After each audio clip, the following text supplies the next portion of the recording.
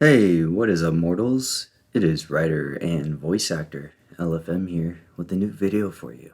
Welcome to part 3 of What If Izuku Got One for All Early. I just want to greet you guys by just saying, sit back and relax, you're in for a treat. And so, we begin. Now, we're going to be shifting over to Bakugo. Turns out some very important stuff with him went down while Class 1A was doing their mock battles. After Bakugo was sent to the principal's office to have his expulsion finalized, he lashed out, trying to blast Nezu. "You can't just expel me like that! I'm better than all those other weaklings at this school!" Principal Nezu sighed, looking down in disappointment. "Well, you do have good test results. You don't seem to have the heart of a character of a hero. I recommend you look into a different profession."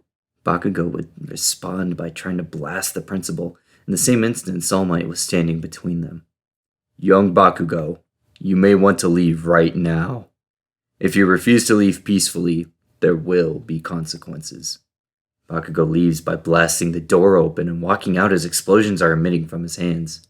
"Young Bakugo, you need to learn to control that temper of yours." Bakugo blasts his way out of the gate and begins to head towards Izuku's house. "If that weakling thinks he can be a hero, then I'll show him just how wrong he is." Bakugo is letting off explosions from his hands out of pure rage as he stomps his way towards Izuku's house.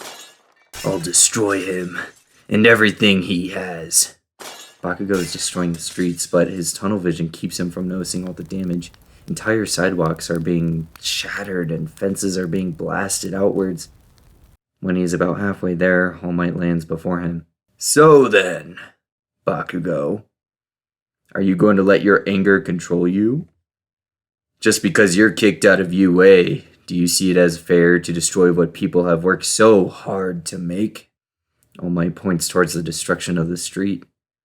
"I see you're heading towards young Midoriya's place. For what reason, might I ask?" "What is it to you?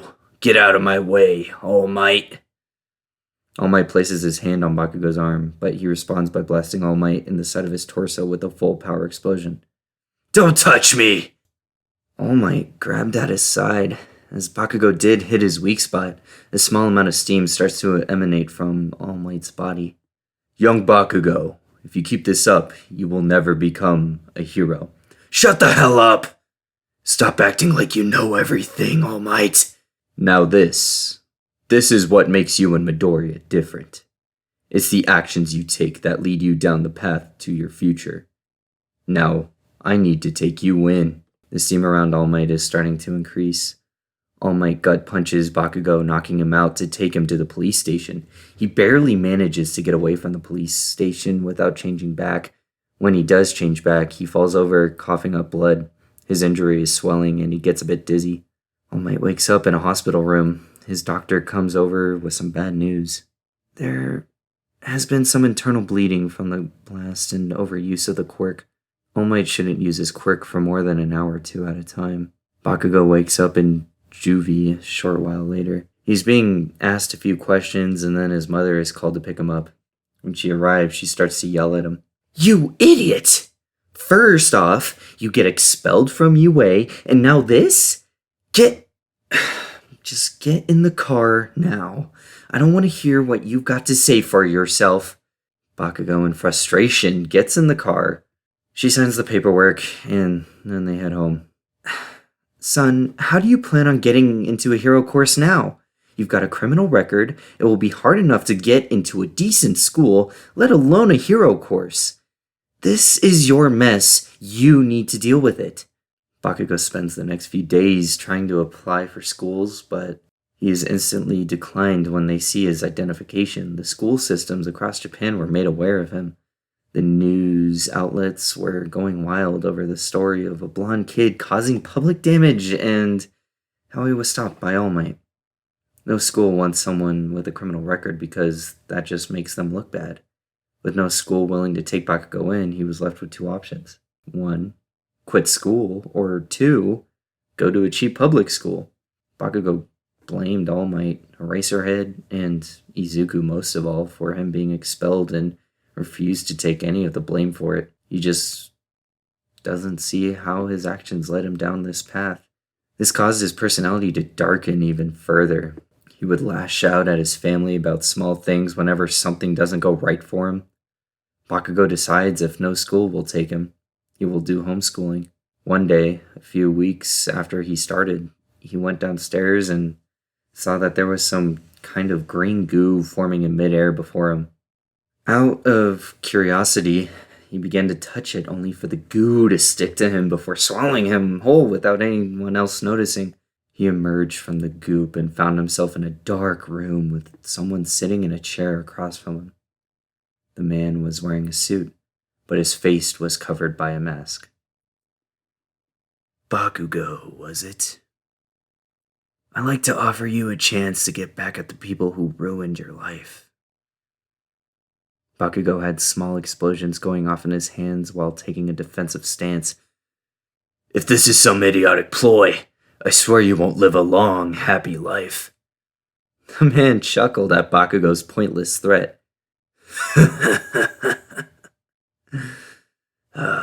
Well, if you join us, I promise that you will have a chance to destroy the things you hate most, including All Might's successor.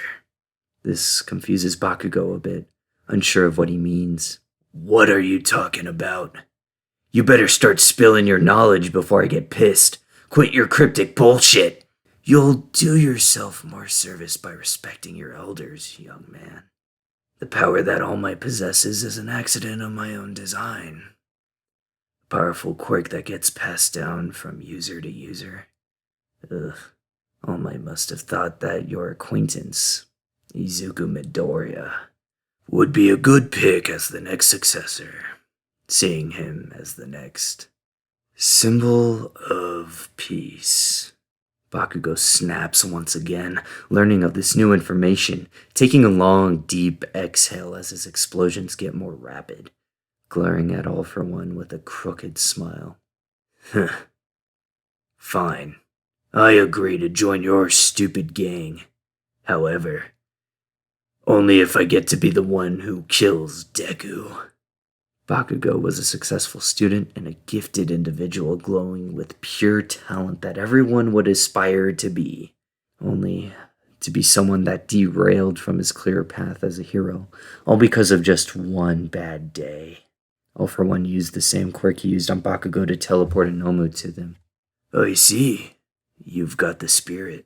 But does your prowess back up your ego, I wonder?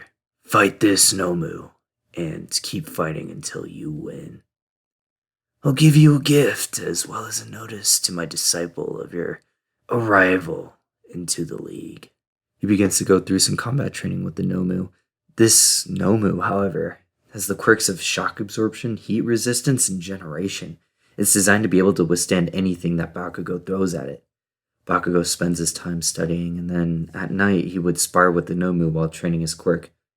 He eventually comes up with the idea to use controlled explosions to create a rotating blast coming from his hand. After some trial and error, he can now redirect the blast in energy that is applied, causing the explosions to be dozens of times the original destructive force. He had to let it build up for nearly a minute, but eventually he was able to tear a hole in the Nomu. His arms are nearly always strained at this point. He overworks his quirk almost every day. Eventually, Bakugo overcomes this hurdle with the Nomu, blasting it in half entirely with the right amount of force and calculation. The man with the suit returned, congratulating Bakugo of his feat. He then warped them both to introduce Bakugo to the others, and Bakugo immediately thinks less of them. Bakugo is told that he and his disciple will be tested to see which one of them will be leading the assault team. Blast it, you guys. Another short video, I know. Frustrating. Like I said in the previous part, this was, once again, supposed to be originally a one long video movie. So, writing it, I wasn't particularly too worried about, the length of each individual part. So, again, just a bit of explanation and an apology. There are parts that are super long and others that are kind of short and others that are just normal. So it'll be kind of a shift as we go between, each part. But with that, thank you all for sticking around, and I hope that you enjoyed. Before you leave, we would just like to let you know that We the Celestials has many other channels for your entertainment and viewing purposes. All the information you'll need is right below here in the description, so feel free to check out all the other incredible projects our team creates. Secondly, on behalf of We the Celestials, I'd like to thank everyone involved in production of today's awesome content. Their details will be in the description below. That's all for today's video, so goodbye and have a divine day.